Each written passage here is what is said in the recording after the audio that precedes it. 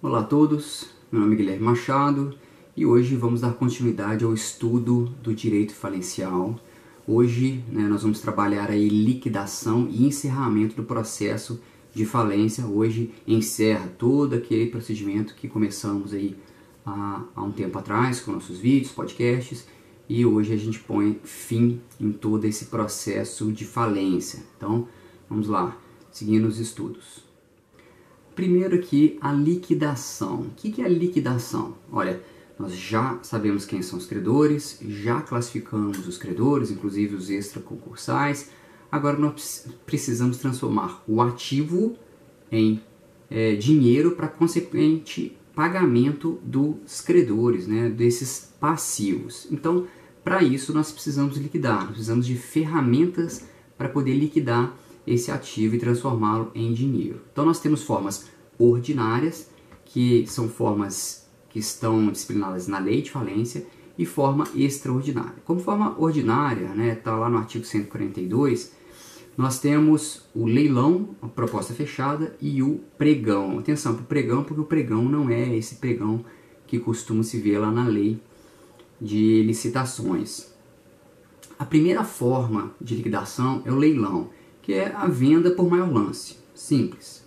Como é que é feito o leilão? Segue de forma subsidiária tudo que está disciplinado relacionado a leilão no Código de Processo Civil. Okay? Então, segue o leilão normalmente. Nós temos a proposta fechada, que está lá no parágrafo 4º do artigo 142. Fala, alienação por proposta fechada ocorrerá mediante entrega em cartório sob recibo de envelopes lacrados. Então, por isso chama proposta fechada. Vem num envelope lacrado, serem abertos pelo juiz, dia, hora e local designados no edital, lavando o escrivão o auto respectivo, assinado pelos presentes e juntado as propostas aos autos da falência. Proposta fechada, bem simples, até com o processo de licitação, um leilão sem direito a novos lances. Então, proposta fechada, faz sua proposta, o maior valor leva, ok? E por último, a gente tem o pregão. Esse pregão da lei de falência ele é diferente, atenção. É um procedimento chamado procedimento misto. Ele vai misturar leilão e misturar proposta fechada. Então vamos compreendê-lo. Pregão da lei de falência. Como é realizado o pregão? Primeiro são encaminhadas propostas fechadas. Quais são propostas fechadas? Então, dia, local, data, hora, são entregadas propostas, várias propostas, abrem-se todas essas propostas. Dentre essas propostas fechadas, você vai selecionar. Quais você irá selecionar para ir para um leilão? Você pega a maior proposta, a maior proposta dessas propostas fechadas, pega todas aquelas que foram feitas no valor acima de 90% dessa maior proposta e leva eles a leilão. Mas Guilherme, dá um exemplo. Então eu tenho 5 propostas. Uma no valor de R$100 mil, R$95 mil, R$90 mil, R$80 mil, R$70 mil. Então a maior foi R$100 mil. 90% de 100 mil, 90 mil. Então todos aqueles que têm valor de 90 mil para cima, eles irão para o leilão. Então vai esse de 70 sai, esse de 80 sai, esse de 90 fica, 95 fica e o de 100 fica. Esses 3, eles irão para um leilão. E aí um leilão vale tudo, ok? Cada um faz a sua proposta. Observação, tá? Essa observação é muito importante. Se o maior ofertante, aquele que ofereceu R$100 mil, ele não vai no leilão. Ele não foi no leilão. Ficaram só os dois, de 95 e o de 90 mil reais. Se a proposta desses dois do leilão não chega naquele valor proposto inicialmente desse que saiu, ou seja, 100 mil, você passa a ter um título executivo para cobrar a diferença. Guilherme, me explica por exemplo. Então, esse 100 mil reais, esse 90, esse 80. 85, 95, 90. Então, 100 mil, 95, 90. Esse de 100 mil não foi no leilão. Então, 100 mil não foi no leilão, com o maior lance. Esse de 95 mantém 95 mil. Esse de 90 não cobra essa oferta. Então, quem levou foi 95 mil. Só que 95 mil é abaixo do valor daquele que saiu, dos 100 mil, que era o valor lá da proposta fechada. Então, esse aqui vai levar o bem por 95 mil e automaticamente você cria um título executivo para cobrar a diferença, ou seja, de 95 para 100, daquele que saiu, do 100 mil reais. Então, aquele de 100 mil reais, agora ele tem um título executivo contra ele no valor da diferença desses 100 mil reais para 95 mil reais. Por que é feito isso? Para evitar que uma empresa, lá na proposta fechada, jogue o valor para o alto, tire a possibilidade de inúmeras empresas, né, e depois ele faça um leilão, é feito um leilão com outras empresas. Então você pode ter um conluio, uma fraude nesse sentido, né? Imagina que esse aqui de 100 mil reais, ele tivesse ofertado mais, né, tivesse ofertado 105 mil reais. O de 90 já estava fora. Se ele não fosse no leilão, você teria só um. Então, isso é para evitar fraudes, para evitar abusos. Esse que deu o maior lance na proposta fechada, ele fica obrigado a complementar o valor se faltar e se ele não comparecer. Ok? Então essas são as formas ordinárias. E lá no artigo 144 e 145 temos as formas extraordinárias, né? Mas bem simples, lá letra de lei. Olha, havendo motivo justificado, o juiz poderá autorizar, mediante requerimento fundamentado do administrador judicial ou do comitê, modalidade de alienação judicial diversa das previstas do 142. Tá? Então, como a gente trata aqui direito privado, patrimonial, você pode dispor, né? Aqui não há um interesse público, não há normas cogentes, então aqui você pode dispor, você pode negociar.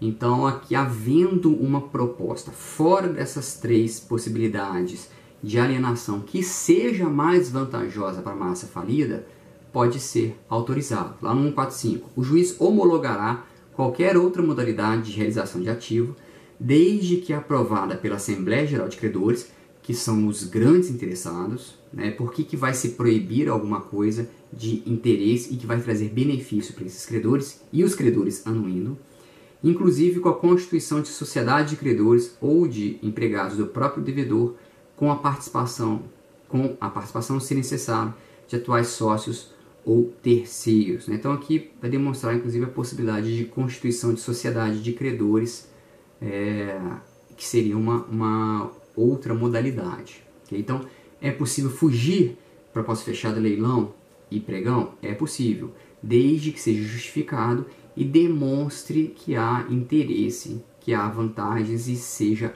autorizado pelos credores. Okay? Uma outra possibilidade de liquidação é a chamada venda sumária. O que é venda sumária? Está lá no artigo 111. O juiz poderá autorizar o credor de forma individual ou coletiva, em razão de custos e no interesse da massa falida, a adquirir ou adjudicar de imediato os bens arrecadados pelo valor da avaliação, atendida a regra de classificação e preferência. Então, tem lá, né, os trabalhadores, vou pagar trabalhador. Está na hora de pagar os trabalhadores, são os primeiros. A empresa tem 10 trabalhadores. Esses 10 trabalhadores se oferecem para ficar com um bem que vale 100 mil reais. Eles falam, a gente fica por 100 mil reais, a gente fica pelo preço da avaliação. Não precisa vender, não precisa liquidar. Eu aceito ficar com esse bem nesse valor. Vai evitar os custos de um leilão, os custos de todo um procedimento administrativo para a liquidação desse bem. Então, você pode adjudicar, okay? Ou um credor específico, ele pode aparecer com um comprador ou alguém, né, que ofereça, o imóvel é 100 mil reais, eu achei alguém que vai pagar 105 mil reais no dinheiro, à vista. Então, são formas de liquidar e vender isso de forma sumária, de forma rápida, diminuindo custos, lembrando que um dos princípios aqui da Lei 11.101 é justamente maximização de ativos, celeridade. Então aí isso tudo combina, né, com esses princípios, vai de encontro com esses princípios, ok? Impugnação. É possível impugnar essas liquidações? É possível impugnar o leilão, por exemplo? Sim, é possível, através de procedimento próprio. Vamos ver. Impugnação muito simples, ok? 48 horas após a arrematação é o prazo, né? Claro, para não se protelar. Quem que é legitimado para impugnar a liquidação? Ministério Público, credor e devedor, ok? Só que o Ministério Público, a intimação dele é pessoal, então tem que intimar pessoalmente o Ministério Público sobre pena de nulidade. Então tem que intimar o Ministério Público pessoalmente. Os outros, credor e devedor, eles têm 48 horas da arrematação. Havendo impugnação, o processo, né, o procedimento, ele vai para o juiz para decidir em 5 dias. Tem que ser rápido, tem que ser bem célere, ok? Com relação à alienação dos bens. Como é feita a alienação? Né? Quais bens são vendidos? Posso vender tudo junto, separado, né, parte? Então, vamos analisar isso.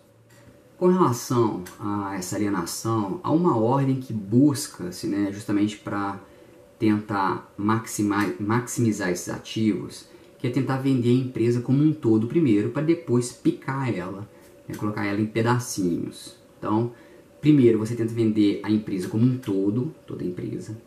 Se não conseguir, você tenta vender os estabelecimentos em blocos, né, ou unidades produtivas, né, em partes. Então você pode ter uma montadora, então você vai vendendo, né, algumas partes dela. Depois você vai vender bens individualmente ou em blocos. Então todos os carros, todo o maquinário, tudo isso, tudo aquilo. E por último a possibilidade de constituição de sociedade pelos credores ou empregados do falido. Essa, por último, mais é possível, né, que haja uma proposta e isso seja feito de forma inicial. Então, com relação à observação aqui, com relação principalmente à alienação da empresa e venda de estabelecimento em bloco. Por quê? Porque normalmente você fala aí, junto com isso, trazer os empregados da empresa. E como fica a questão da sucessão trabalhista? Como ficam, né, os ônus tributários? Como ficam essas questões contratuais? Então, lá no artigo 141, ele fala que o objeto da alienação, né, no inciso 2º, ele está livre de qualquer ônus e não haverá sucessão do arrematante nas obrigações do devedor, inclusive de natureza tributária e as derivadas da legislação de trabalho. Então a doutrina aí entende que, inclusive, haveria um novo contrato, eu não herdo as dívidas trabalhistas, como acontece no caso de trespasse, né? No trespasse você herda, né, trabalhistas e tributários, então aí não há uma exceção a essa regra de sucessão trabalhista. A doutrina entende até que você pode alterar os contratos de trabalho, são novos contratos de trabalho, então você pode alterar valor, carga horária, há um entendimento nesse sentido que é uma nova contratação, um novo empregador, não ocorre sucessão trabalhista. As questões tributárias elas valem para qualquer tipo de alienação, né? É sempre livre de qualquer ônus essas aquisições, mas claro que ela toma uma maior importância quando você fala de trabalhadores, né? Então aí há os direitos trabalhistas, mas esses direitos trabalhistas eles vão ser habilitados. Então se uma empresa comprou uma empresa falida, esse valor, esse ativo vai ser levado para o processo de falência e pagar esses ônus trabalhistas. Então o trabalhador não fica a ver navios, ele só vai postergar o recebimento dessas verbas, né? Há uma exceção? Há exceção. Claro que a lei ela vai resguardar algumas situações para evitar fraude. Então lá no artigo 141, no parágrafo 1º, ele fala que não aplica a essas questões, essa sucessão trabalhista ou essa ausência de ônus, quando o arrematante for sócio da sociedade ou sociedade controlada pelo falido, quando for parente em linha reta ou colateral até 4º grau, e 4º grau lembra, primo é 4º grau, consanguíneo ou afim do falido ou sócio, e 3, identificado como agente do falido com o objetivo de fraudar a sucessão. Laranja, né? Esse aqui é o laranja. Então, qualquer uma dessas situações, né, seja sócio da sociedade falida, seja parente ou seja laranja, aí você se encaixa nessa exceção e aí ocorre a sucessão e você carrega todos os ônus trabalhistas quanto tributários. Então, liquidado esse ativo, passa a próxima fase, naturalmente, que é o pagamento desses credores. A gente já viu ao longo das aulas a questão do pagamento. Então, primeiro, você busca o pagamento dos créditos extraconcursais. Minto. Na verdade, você primeiro paga, lembra, artigo 151, 3 meses anteriores, 5 salários mínimos, hoje seria em torno de R$5.000. Os créditos trabalhistas assim que tem dinheiro em caixa. Depois você paga os créditos extraconcursais que estão lá no artigo 84 da Lei de Falência. Depois você vai para pagar os do artigo 83, que é da classificação geral, né? Aquela classificação comum que a gente já viu aí num vídeo anterior. Lembrando, a gente tem os créditos reservados, que são lá do artigo 6º, que são os em quantia líquida e trabalhistas. O que são esses créditos reservados, né? Só lembrando, enquanto o processo está em curso, né? Pensa, o processo de falência está correndo, só que você tem uma ação aqui contra a massa falida, onde vai ser reconhecido um valor. Já foi reconhecido o seu direito, mas você está em fase de liquidação. Então, qual que é a expectativa? R$5.000. Então, oficia seu juiz da falência e fala assim, olha, tem R$5.000 aqui aguardando, né? Isso, processos anteriores. Se você for dar contra a massa, já está correndo junto à falência. Então, antes da decretação, né, eu tinha um processo correndo contra a empresa, está em fase de liquidação. Então, juiz da falência, segura R$5.000, reserva para mim R$5.000 aí. E aí depois, se for confirmado, aquele dinheiro está ali, está guardado para você. Se não for confirmado, esse dinheiro ele volta para o bolo para ser repartido. Mesma coisa com relação a ações trabalhistas. Está correndo lá na vara do trabalho, uma ação trabalhista de indenização, né, por qualquer que seja. E aí o juiz da vara do trabalho, você pede para o juiz oficiar, ele vai oficiar para o juiz da falência, solicitando aí reserva de valor enquanto está correndo o processo trabalhista. Com relação ao processo trabalhista, é muito comum cessão de direitos, desses direitos trabalhistas. Então, eu não quero esperar esse processo, esse procedimento, eu quero ceder o meu crédito a um terceiro. Posso? Pode. Perfeitamente. O meu crédito é esperado de R$20.000, eu vendo por R$5.000, né, na hora, e aquele para quem eu cedi o crédito, ele vai se habilitar no processo de falência, ele vai fazer tudo sobre o risco de não receber nada. Então é um contrato de risco, ok? Mas para desestimular essa prática, lá no artigo 83, parágrafo 4º, fala que os créditos trabalhistas cedidos a terceiros, eles perdem a sua natureza de crédito trabalhista e se torna crédito quirografário. Então ele sai lá do alto e vai lá para baixo na classificação. Isso para desestimular que o trabalhador venda o crédito dele, porque muitas vezes ele faz isso numa situação de desespero e perde, né? E acaba vendendo por 25%, 30% do valor total. Então, para evitar aí esse tipo de postura, acontece isso, porque a lei prevê isso. Prazo de recebimento, lá no artigo 149, parágrafo 2º, né? Os credores que não procederem no prazo fixado pelo juiz ao levantamento de valores serão intimados para fazerem 60 dias após o recurso serão objeto de rateio suplementar entre credores remanescentes. Então, o juiz fala, olha, pode receber. Ele não recebe. Intima ele para receber, né, para retirar o dinheiro em até 60 dias. Para levantar os valores em até 60 dias. Não compareceu. Pega esse dinheiro, joga no bolo e rateia o valor. Se a pessoa não procurou, é que não está precisando, né? Não estava querendo. Então, pagamento bem simples, bem tranquilo. E a gente passa para o nosso último tema, que é o encerramento do processo de falência, que é o fim. Como e quando ocorre o fim do processo de falência, né? O início do encerramento da falência começa com a prestação de contas pelo administrador judicial. Então, realizou todo o ativo, né? Vendeu tudo que tinha de vender, distribuiu tudo que tinha de distribuir, ele tem que apresentar as contas dele em 30 dias. Okay? Lembrando que as contas são apresentadas por todos os administradores judiciais que chegarem a assumir a posição no curso do processo. Mesmo que não estiver fazendo nada, tem que prestar contas, ó, não fiz nada. Okay? É pensado aos autos esse processo de prestação de contas, pode ser impugnado, então 10 dias da publicação dessas contas, e aí você vai ter diligências, vai apurar, o Ministério Público vai se manifestar, né, sempre prazo curto, 5 dias, e no final o juiz ele vai sentenciar e vai decidir pela aprovação ou rejeição das contas. Nessa decisão, se ele rejeita, ele já responsabiliza o administrador judicial por algum tipo de prejuízo à massa falida, e isso já é título executivo para entrar contra o administrador. O recurso é o recurso de apelação. E se o administrador judicial não apresentar as contas? Então, ele vai ser intimado para 5 dias apresentar essas contas, de acordo com o artigo 23 da Lei de Falência.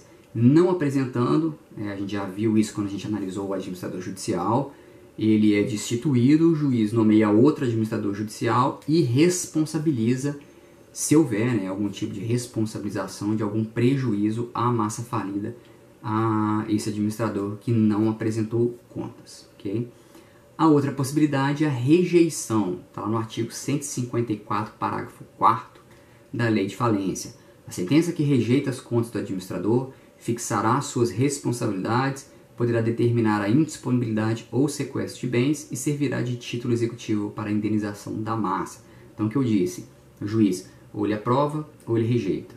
Se ele rejeitar, ele vai limitar, já vai demonstrar a responsabilização e apurar a responsabilidade desse administrador judicial, eventuais prejuízos à massa.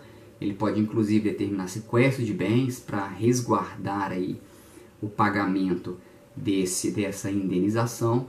E essa indenização ela é título executivo contra a massa. Okay? Julgadas as contras, vai ter um relatório final, que é o relatório do 155, um relatório descritivo, bem detalhado, onde ele vai falar, indicando o valor de todo o ativo, o produto da realização, o valor do passivo, os pagamentos feitos aos credores e vai especificar as responsabilidades que continuará o falido. Como assim, Guilherme, as responsabilidades? Nesse relatório final ele diz, olha, continua devendo para X e Y tantos R$1.000. Então, você vai especificar aí o que ainda ficou de responsabilidade de obrigações para o falido, o falido empresário individual, o falido sociedade empresária, ok? O encerramento da falência, então, ocorrerá após esse relatório, está lá no artigo 156 da Lei de Falência. Desse relatório, logicamente, do encerramento da falência, ele vai caber apelação. Então, se algum credor, ou o próprio devedor, ou o Ministério Público, ele achar que há alguma questão, ou achar que ficou faltando alguma coisa, uma responsabilização, ou algum erro no relatório, pode recorrer dessa sentença que encerra a falência e, logicamente, como processo de falência, o recurso é a apelação. Okay? A importância do encerramento da falência, após esse relatório final, é o início da contagem do prazo para prescrição das obrigações do falido. Então, a partir do trânsito em julgado da sentença que encerrou a falência, se o falido ficou devendo, começa a contar o prazo de prescrição ali, que são de 5 anos. Okay? Então, encerrou, pegou todo o dinheiro, pagou todo mundo, sobrou ainda gente a pagar, de acordo com o relatório, você encerra a falência de qualquer forma, porque você não tem de onde tirar mais. Mas o administrador vai colocar lá, olha, ainda ficou faltando pagar o fulano, o beltrano e o ciclano no valor de R$20.000 para cada um. Então, o juiz encerra a falência com essa dívida, claro, e aí começa a contar prazo prescricional aqui para o falido, ok? Quer dizer que as obrigações elas não são extintas naquele momento? Não. Pode o falido, a sociedade empresária ou o empresário individual, ele pode tomar alguma providência para já extinguir essas obrigações e ele já sair daquele processo livre de qualquer obrigação? Pode. Então, como que ocorre a extinção dessa obrigação remanescente aqui do falido? Então, recapitulando, a gente agora precisa analisar a extinção da obrigação. Então, o processo ocorreu, tudo que tinha foi vendido, as dívidas foram pagas, só que ainda ficaram algumas dívidas, ainda ficaram algumas obrigações. E aí o processo é encerrado com essas obrigações. Mas o falido, ele pode encerrar, antes do juiz encerrar o processo, ele pode extinguir essas obrigações, ele pode pagar, por exemplo. Então, para extinguir as obrigações, para ele falar assim, olha, tô livre, quero voltar a empresariar, quero meu nome limpo, ele tem duas possibilidades. Ou ele aguarda prazo, que a gente chama de prescrição extintiva, ou seja, do fim da falência passam-se 5 anos e aí ele está livre. Se ele for condenado por crime falimentar, são 10 anos. Mas passados, não houve crime falimentar, o administrador judicial falou, olha, ainda ficou devendo, o juiz encerrou o processo de falência porque não tinha mais de onde tirar dinheiro, transitou em julgado o processo de falência. Passados 5 anos, você tem aí uma prescrição extintiva e aí o devedor ele pode entrar com um pedido de um requerimento de extinção da obrigação. Então 5 anos, igual o SPC e Serasa, 5 anos. Okay? A outra possibilidade, ao invés de ele esperar esses 5 anos, é pagar. Ele pode pagar.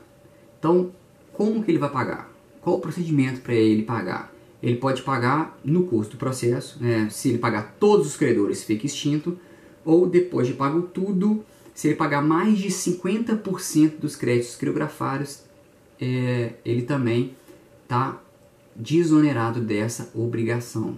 Okay? Então vamos considerar, no processo de falência, vendeu tudo, pagaram os credores, ficaram faltando 60% dos credores criografários. O devedor ele vem e fala assim, ficou faltando 60%, então eu vou pegar os meus recursos pessoais e vou complementar para pagar para 50% desses credores criografários. Pagou metade dos credores criografários, na verdade metade do valor dos credores criografários, ele pode ter a extinção. Olha que beleza isso, muito fácil para o devedor. A pessoa fala, vou pedir falência porque falência eu tenho muitas vantagens. Então esse devedor ele vai entrar com um novo pedido, um novo processo autuado em separado, um requerimento de extinção de obrigação. No juízo falimentar, lembra, o princípio do vis atrativa atrai as ações relacionadas à falência. Então aquele juiz ele é prevento. Ele vai apresentar no juízo falimentar uma declaração, as provas, ou de que ele pagou mais de 50%, ou de que já passaram os 5 anos. Ele vai juntar todas as provas, vai para o juiz, tá? Abre-se um prazo de edital, publica-se um edital sobre essa solicitação, tem 30 dias para impugnar. Não havendo impugnação, o juiz tem 5 dias para sentenciar, prazo impróprio para o juiz, 5 dias para sentenciar. Dessa sentença, cabe apelação, o recurso é apelação. Isso quando o requerimento é feito após a sentença que encerra o processo de falência, então vai ter que abrir um novo processo. Mas o devedor, antes de encerrar o processo de falência, aquele processo anterior, ele pode já demonstrar, vou pagar antes de acabar o processo, juiz, deixa eu pagar aqui, e entra com um pedido nos autos. Que aí o juiz, na mesma sentença que ele encerra a falência, ele também declara a extinção da obrigação. Então voltamos. O devedor tem 2 formas de pedir extinção da obrigação dele. Se o processo de falência já foi encerrado, ele tem que entrar com um pedido, um novo processo para pedir extinção. Se o processo de falência não for encerrado, ele entra com esse pedido dentro dos próprios autos. E aí o juiz, no processo que encerra a falência, ele também declara a extinção da obrigação. Ok? E aí, extinta a obrigação, o juiz determina que sejam comunicados a todos os órgãos, para que a pessoa ou entidade ela possa voltar a empresariar, dizer que não tem mais nenhuma pendência, nenhum impedimento para poder empresariar. Okay? E aí o processo se encerra, o empresário ele vai poder voltar a empresariar, vai poder trabalhar em qualquer ramo de novo, vai poder falir de novo e vai começar tudo de novo. Okay? Aqui encerramos o processo de falência, espero que tenham compreendido, espero que tenham entendido tudo, Lembrando sempre, acompanhar aí nas doutrinas, a jurisprudência, acompanhar os sites relacionados ao direito empresarial para que haja sempre uma atualização dessas questões. Um abraço a todos, bons estudos e continuem aí seguindo as nossas aulas.